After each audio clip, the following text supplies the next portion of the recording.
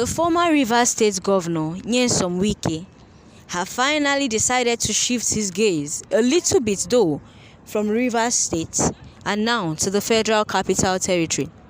But this time still not in a positive light, as he's bringing down the heat and bringing down fire on those in FCT. Hello listeners, welcome to another episode of News Analysis, where we discuss trending issues and dissect current happenings around us. On today's episode of News Analysis, Wike, the FCT minister, has asked every beggar in the Federal Capital Territory to evacuate the place or be arrested. According to them, they said they didn't choose this life of living. Definitely, who would want to be a beggar? Some beggars in Abuja have cried out over the recent eviction notice issued by the Minister of the Federal Capital Territory, Wike. They recall that the former governor of Rivers State, Wike, had said that starting from today, the 28th of October 2024, that the less privileged individuals should not be seen in any areas of the FCT. Wike have accused them of engaging in criminal acts, adding that some of them spoil the beautiful image of the nation's capital. Abeg, see me see wahala. Do people actually choose to be beggars? Does someone just wake up in the morning and decide that they want to stay by the roadside and beg for their daily bread?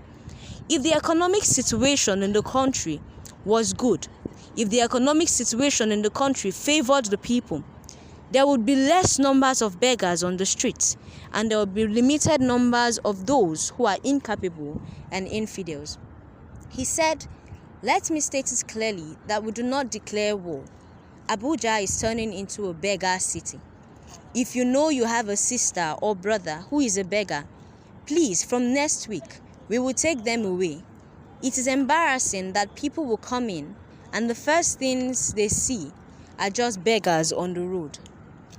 Reacting to Wike's statement on Sunday, one of the beggars, identified as Ali Bapa, in a news interview, wondered if the government have actually made any plan to provide for them with an alternative means of livelihood.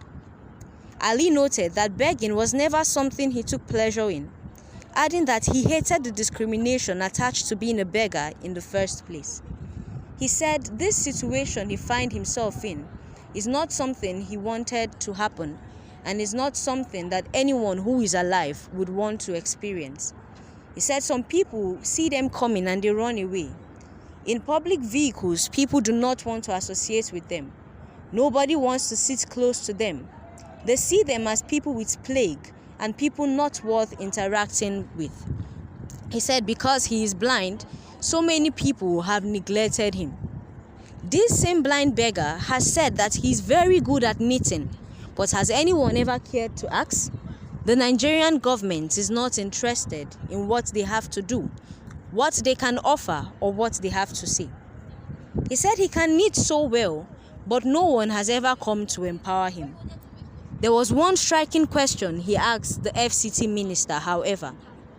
Have they put anything in place, any plan at all, to provide for these people? Because when you chase them away, definitely they will go to a life of crime. The FCT minister in recent days has created a lot of panic in the minds of these beggars. Evicting them is not the solution to reducing begging or the rates of almajiris in the Federal Capital Territory. What have you done to actually empower these people? If you chase them, they would just become nomads, moving from one place to another. Where they won't run go, last, na the same Nigeria they did. Instead, create a livelihood for them to survive by. Ask them what they can do. Create skill development programs. Put them in schools. Put them in universities. This way, insecurity would actually reduce because they would be too engaged to think of evil things. Definitely, when the federal government chases them away like this, they would become filled with rage and filled with revenge. And this way, they would come against the Nigerian government. Even those that are not originally criminals will become criminals just to take revenge on the Nigerian government. This is not a smart move by the FCT minister because he has not put plans in place. To provide for these people. The federal government needs to go back and rethink this decision. If they would not provide for these people and create livelihood for them, then chasing them away or evicting them from the FCT is not a good call. Instead, it will increase the rate of criminality and the resentment the people already have for the government.